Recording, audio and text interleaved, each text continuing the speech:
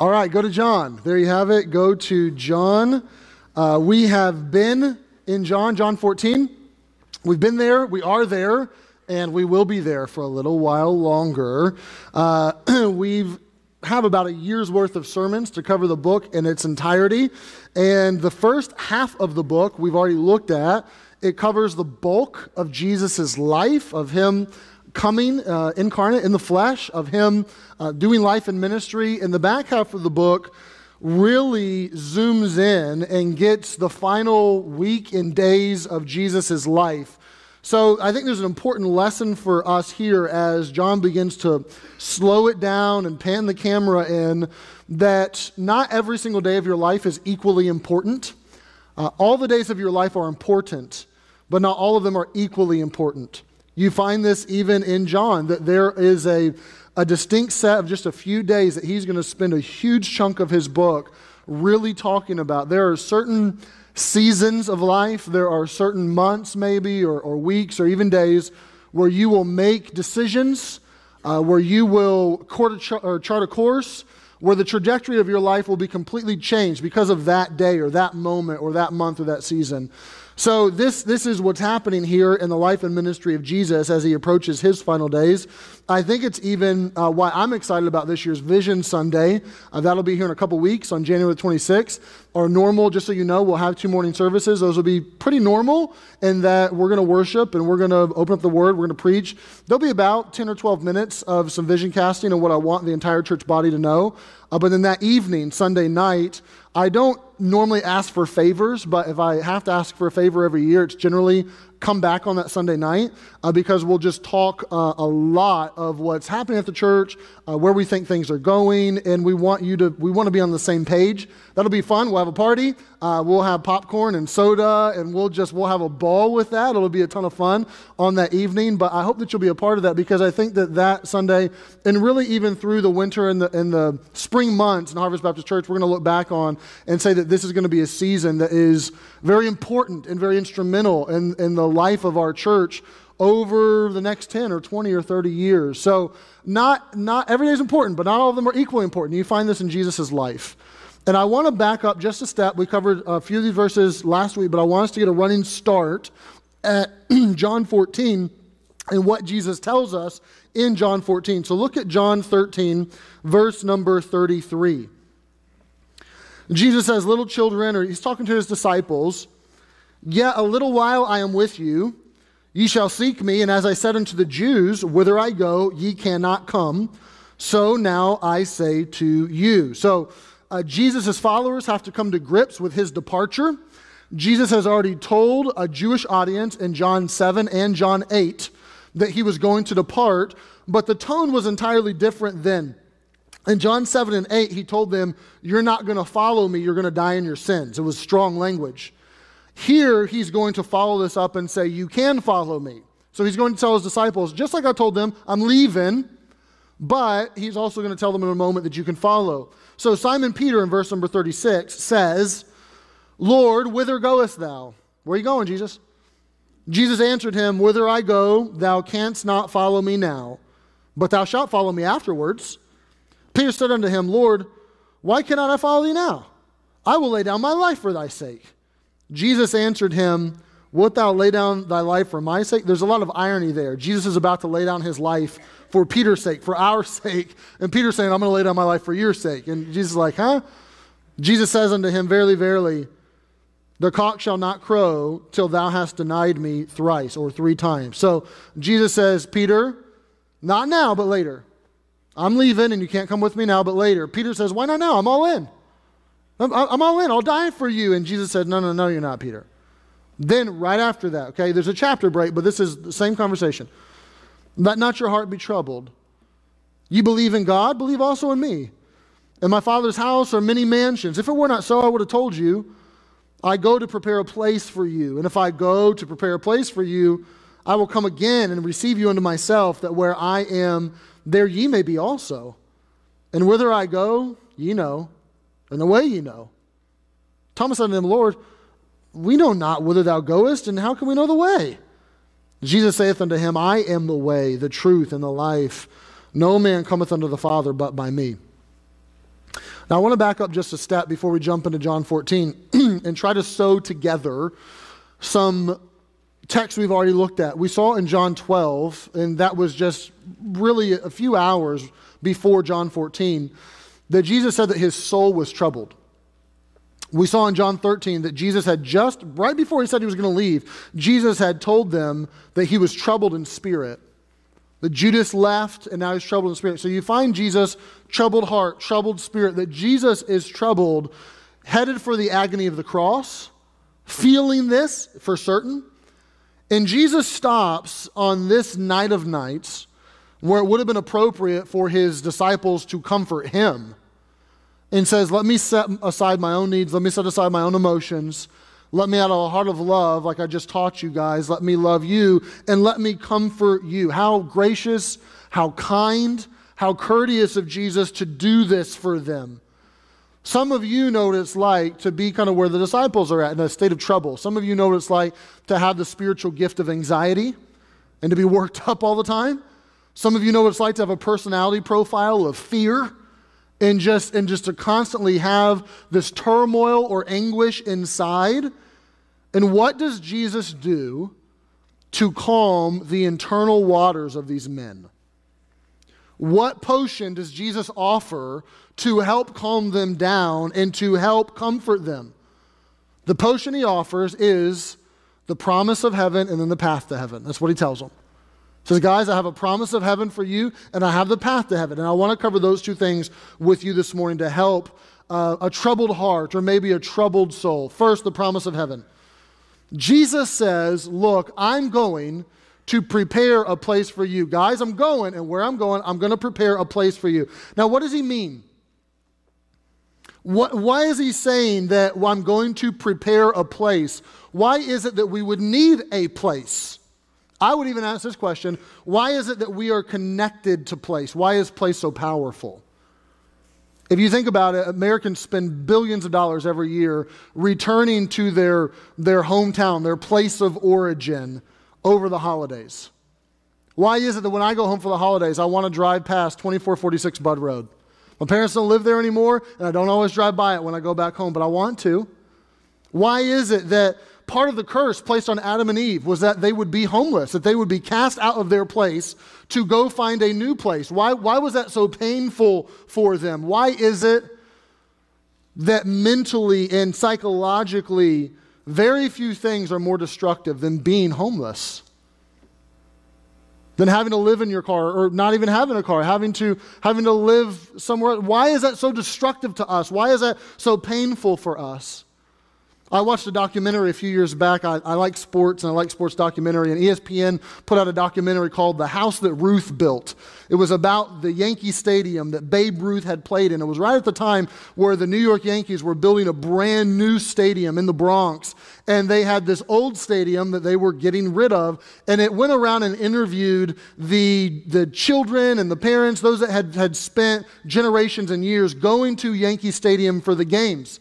And what they found was that those that had attended the games, year after year after year, and I went with my dad and I went with my grandpa, that they were not excited about a new stadium. They were sad that the old stadium was going away. And although the new stadium was bigger and grander and beautiful and new and had technology and it had all the stuff and the seats were more comfortable or whatever it was, the view was better. Although all that was true, they preferred their old place. Why is it that if I was to shuffle the room around and make you sit in different rows this morning, some of you would be furious because you can't worship from a different row? That's my place. You know what I'm talking about? Why is that?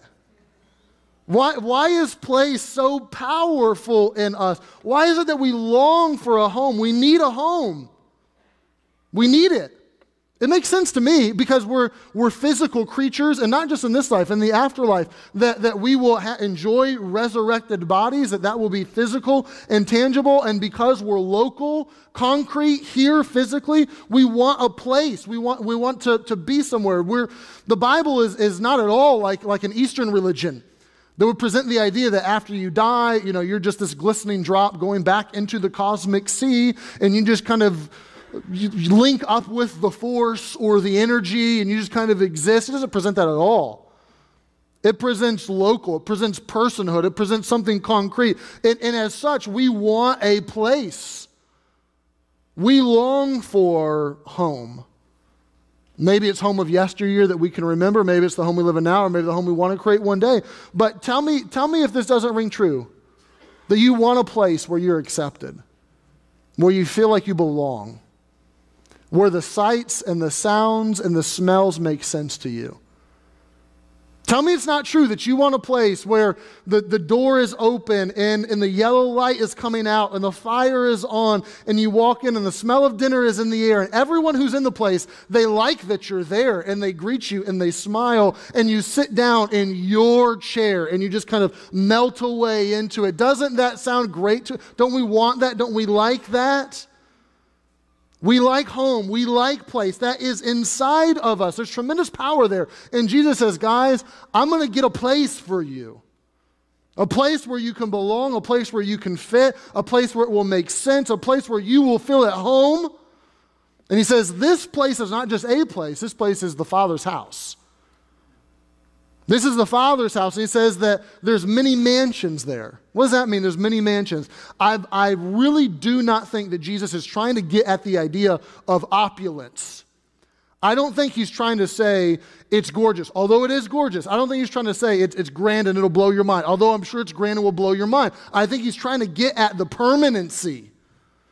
That this is not makeshift. This is not just, a tent that we move around everywhere. This is a place where you can dwell, where you can belong, where you can be.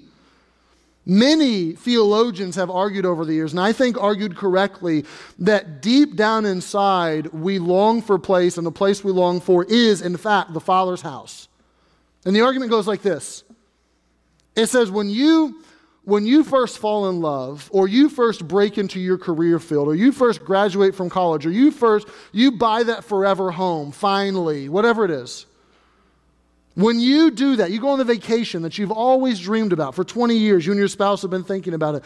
Just as you get to that moment where you're about to buy it, where you're about to leave on the plane, where you're about to enjoy this, you feel as though you're going to get something that will bring settledness, that will bring peace, that will bring a real satisfaction to you. But once you get there and the prize is in your hand, it feels like something, you missed it. Somehow you whisked it.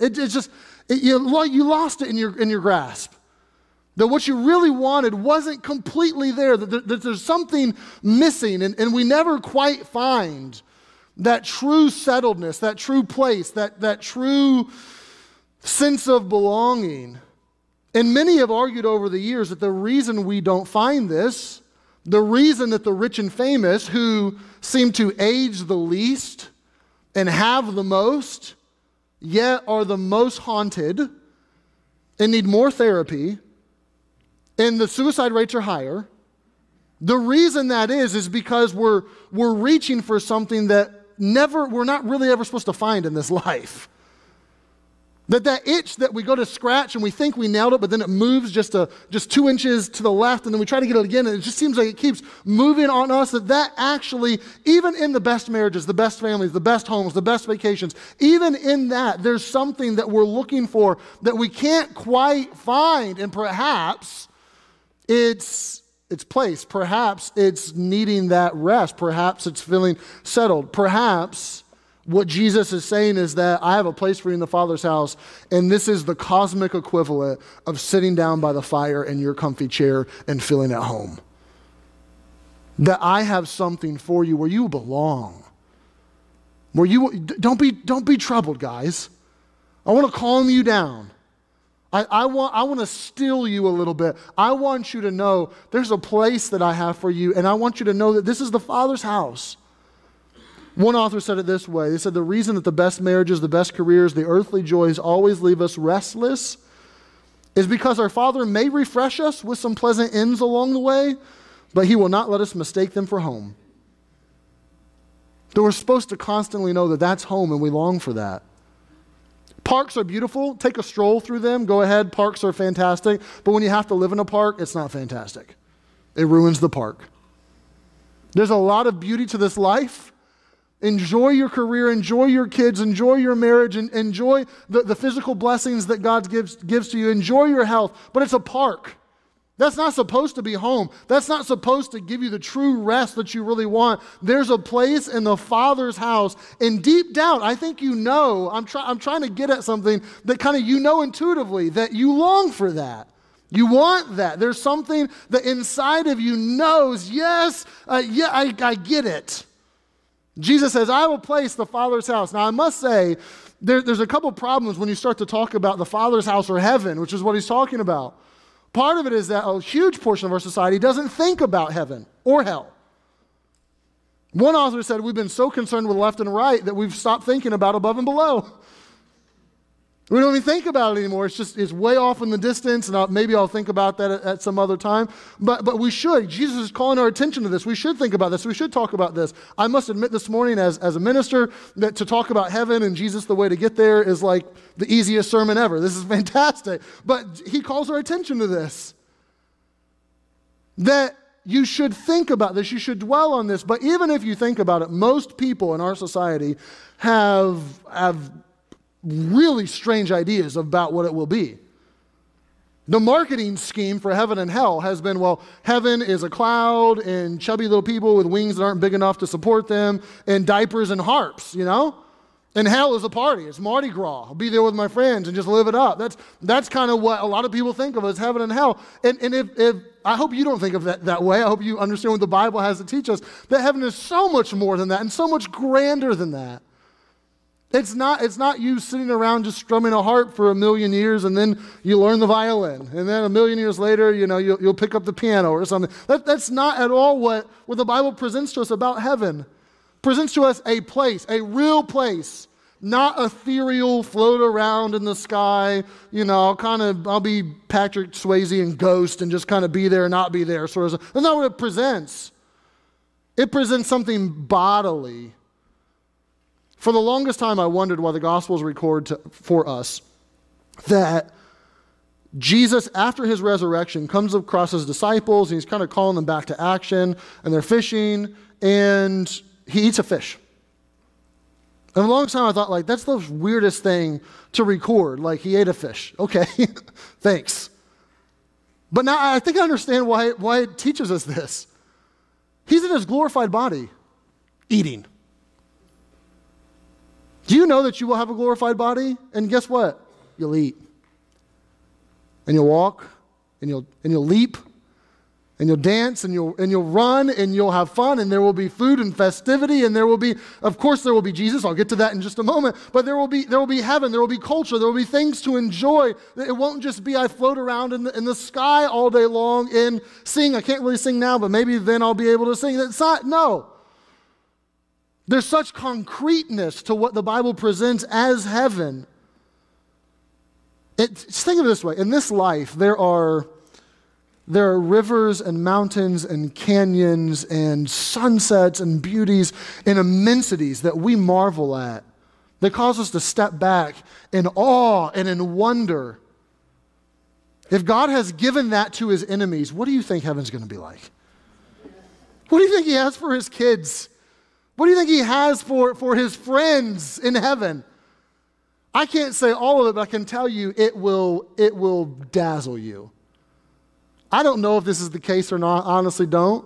So I'll clarify this first. But I do know this. In this life, if you have 5 senses, you were born with all 5 of your senses, they work fine. And you try to explain to someone else who was born with just 4 what the 5th one's like. Let's say someone was born blind. And you try to explain to them what seeing a sunset is like. Good luck. It is extremely difficult, if not impossible, to fully describe what this sense is that you have that they do not have. I don't know if we'll have 10 senses in heaven. I don't know if we'll have 100. I don't know if we'll have 1,000. Maybe we'll still just have 5. I'm not sure, but I am sure that there are things that are going to make our mind explode. Things that we couldn't even really comprehend now if we wanted to even try to get it, that are there, that's the Father's house.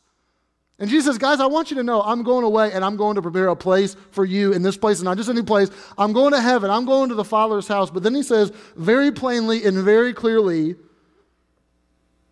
that he is going to be there. It's not just that there's a place. But guys, you need this because I'm going to be there. Now, I struggle to communicate the language the Bible has for what it will be like to be in heaven with Jesus and see him there. The Bible talks about it. But the language is so strong, it's as if it can't even communicate to you in words what this is like. You'd find, for example, in John 17, we'll look at this in a few weeks, but John 17, Jesus' high priestly prayer, he prays to the Father. He says, Father, I will that they also, whom thou hast given me, be with me where I am. That sounds a lot like John 14. Father, I'm going to be there. I want them to be there with me. We're going to be together. You'll be where I am, right? Then he says this, that they may behold my glory, which thou hast given me, for thou lovest me before the foundation of the world. Now you tell me, it's going to be a tough question. It's not a trick question, but it'll be a tough one. Jesus is there with his disciples in the flesh. Are they beholding the glory of the Father as Jesus is there with them? I knew you wouldn't answer me. Yes, they are. John's already told us that this is the glory as of the only begotten of the Father. They're beholding glory when they see Jesus in the flesh. But Jesus goes to tell them, when you see me there, when you are with me there, you're going to see a whole different version of glory. You're going to see a whole different level of glory. You're going to see the love from the foundation of the world interchanged between the Father and the Son. You're going to see what some have called the forge of glory, where glory really comes from, ground zero of glory. Like you're going to be there and behold it. John would later write in 1 John in his epistle about this, that we are there and we behold Jesus when we see his glory. And John says in 1 John 3 verses 2 and 3, he says that when that happens, like Moses went up the mountain and he got a little glimpse of the glory of God and it radiated him and it changed him. When we see Jesus in his glory in heaven, it will change us. It will transform us. It will do something in us and to us that is tough to even describe. And John goes on to say in the next verse that just thinking about that and the hope of that now, not even doing it then, but the hope of that now will transform your heart and change you now. That it's so powerful. The experience of being with Jesus in heaven is so powerful that just the thought of it and the hope of it now will change you. The Bible has such strong language for what this will be like that I can't even begin to really imagine how grand this will be. And Jesus says, I have a place, I have the Father's house, and you're going to be with me. This is why the first, second, and third centuries were turned upside down by the followers of Jesus. Those that came from a Roman background had learned to deal with death with stoicism. Stiff upper lip, tough it out, it'll be fine, don't quiver. And then they came across these Christians who they started to kill. They started to feed to wild animals. They started to hook up to animals and pull them till they burst at the seams. They started to burn them at the stake. And these Christians went to their deaths with joy, with a smile, that they were counted worthy to suffer for the Lamb. And they looked at these people and said, what is going on? We've never seen nothing like this. How is it that these Christians did this? How is it that we should do this? It's this comfort, it's this hope.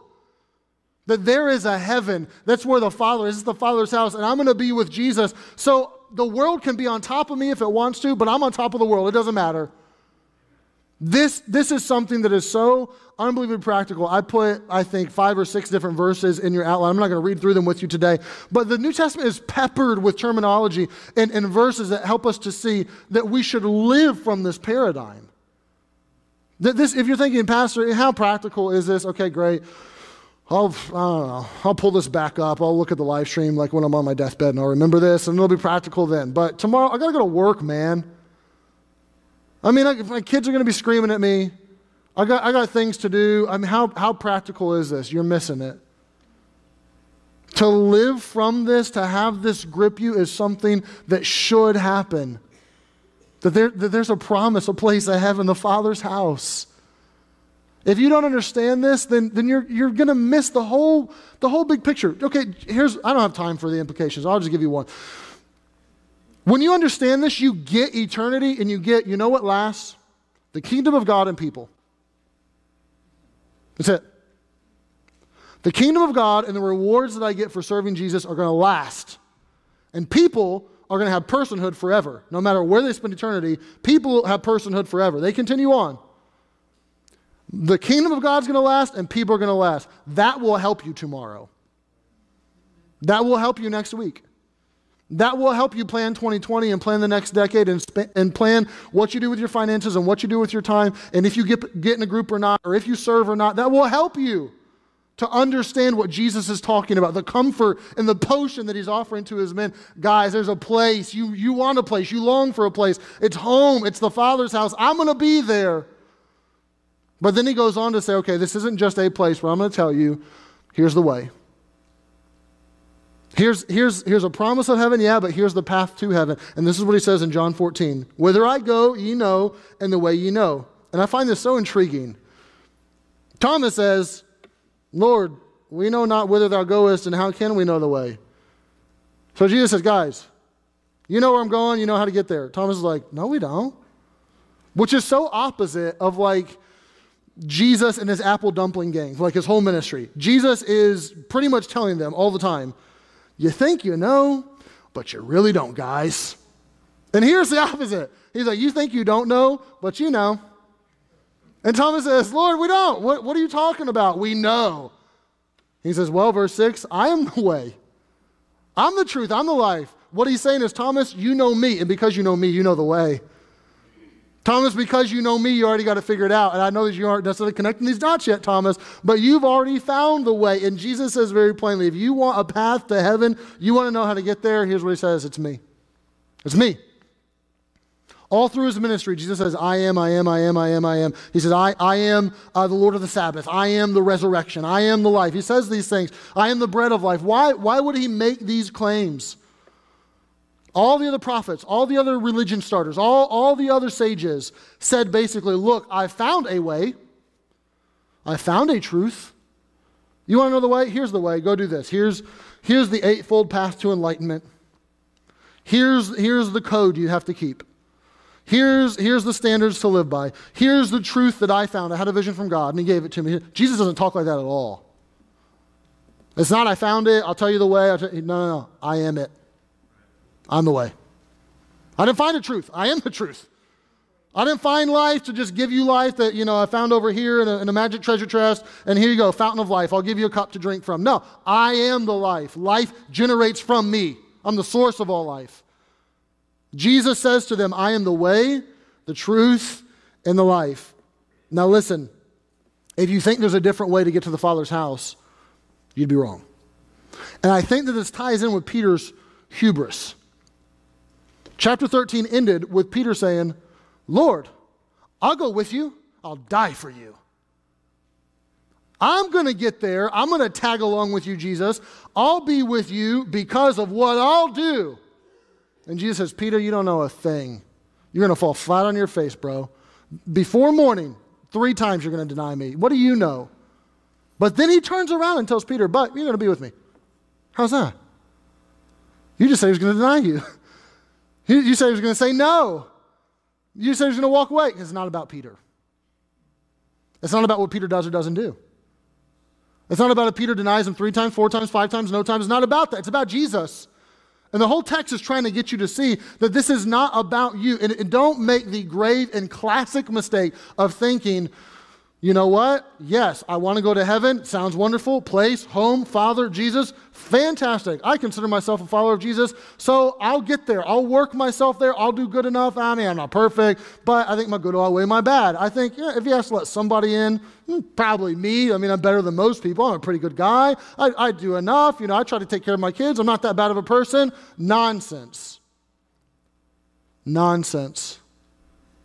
It is not at all about you. Peter can deny him all he wants. But Jesus says, look, you're going to understand and you're going to know me, and that's going to get you there. It's not about you. I'm the way. I'm the truth.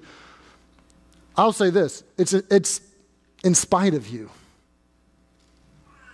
It's not just, you know what, you don't do enough good. No, it's you do so much wrong. It's in spite of you.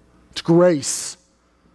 This is Jesus offering the way to heaven through himself and through himself only. Jesus does not say, and I'm sure that you know this, but just to be sure, he does not say that he's a way. He says he's the way. He presents it as though you need someone to unlock heaven's door from the inside, and he'll be in and you're not going to be in, and the only way you're getting in is if he lets you in. He has to unlock it for you. He's the way. He tells us very, very plainly, I'm it. I love what Thomas à Kempis said like forever ago. He said, without the way, there is no going. Without the truth, there is no knowing. And without the life, there is no living. It's only through Jesus. The followers of Jesus would echo this and would tell us this time and time again, that there's not salvation in any other. There's only one name under heaven given among men whereby we must be saved. There's extreme exclusivity here. It goes entirely against the cultural myth that, you know what, all roads, lead to the same place and all paths go to the same destination and we're all going up the same mountain. That, just to be clear, that doesn't even make sense in like real time. If your 16-year-old gets their license and they say, I want to go to grandma's house, but how do I get there? And you say, pick a path, it'll get you there. They all go to the same place. They all lead to grandma's house. That's stupid. It doesn't even make sense. It doesn't make sense in eternity either, that everywhere is going to get to the same destination no matter what the path is. No. Jesus says very plainly, I'm the way. That's it. There's no other option here. You say, man, that offends me. That's how dare he? That's what he says. I'll really bottom shelf it for you, okay? What Jesus says is if you don't choose me and you choose Islam or Hinduism or atheism or agnosticism or whatever ism you want to pick, you will not be in the Father's house. You will not go to heaven. You will go to hell. That's the bottom line. That's what he says. He said there should be more options than that. Okay, you tell me. I'll illustrate it and I'll be done. Let's suppose that you were introduced to smoking as a 4-year-old, and you've been smoking since you were 4. Pack a day, okay? Hopefully that's not the case, but, just in case. As a matter of fact, you're up to like 18 packs a day now, okay? You smoke like a chimney. And you get lung cancer, and it's not just starting, it's bad. It's like stage 4. You go to the doctor.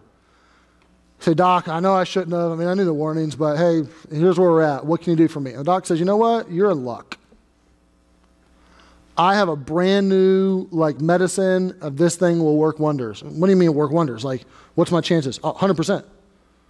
Cures lung cancer up instantaneously every time. It's amazing. How long? Is there a waiting list? What? No, I got it on the back shelf. It's sitting there. I'll give it to you.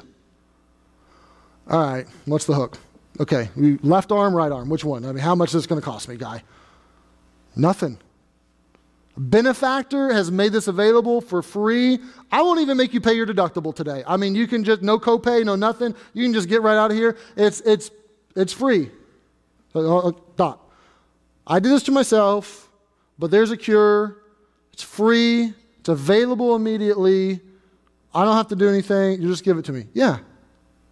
What are the options I got? You tell me. You're gonna ask the doctor, give me a second, third. Give me plan B. What about chemo? We do that? You be mad at him because he didn't give you another way? Absolutely not.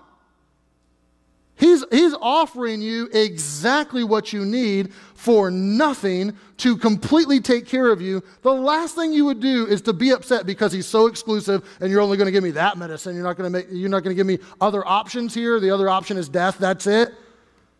You would be thrilled out of your mind.